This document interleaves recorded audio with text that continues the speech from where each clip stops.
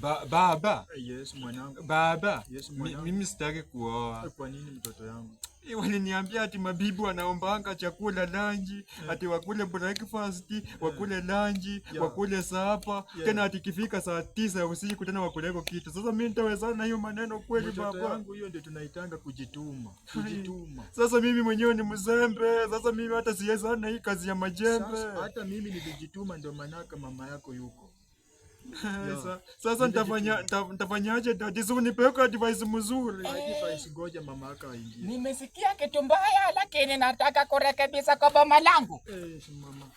Wewe umesema utaki bibi? Mimi sitaki kuoa. Okay. Umesema ati nini? Ati nini ilifanya? Ati mabibi ni gharama. Mabibi ni gharama gani? Uko na gharama gani kwa hii boma? Mimi nikufulie suruali ya ndani. Sasa wewe hata manguo zangu zimeraruka zote. Sasa nitawezana na bibi? Ukisema hiyo maneno ndakuja kucha. Umesema ati? Papa Chachi, mimi nimemwambia aowe bibi. Manake mimi nilijituma ndio nikakuoa kwa hii nyumba. Wacha nikwambie mtoto yangu.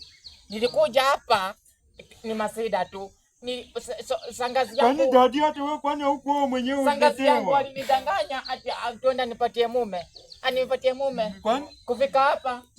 You mean hadi dadi ana mistara aliletewa bibi? Mimi nimevumilia miaka mingi. Baba sema ujitume. Sasa unasema hata wewe ulishindwa kujituma mistara yake ulishindwa. Huyu anakudanganya. Sasa acha nikuweke sawa. Sasa tulia. Unaona hii mguu yangu? Hii mguu nilikuwa nimeenda kibarua.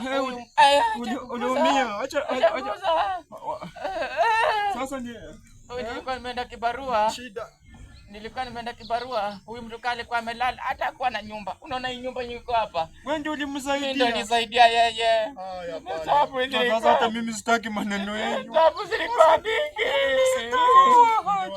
Mtoto yako hivyo manake sasa. Pulesa.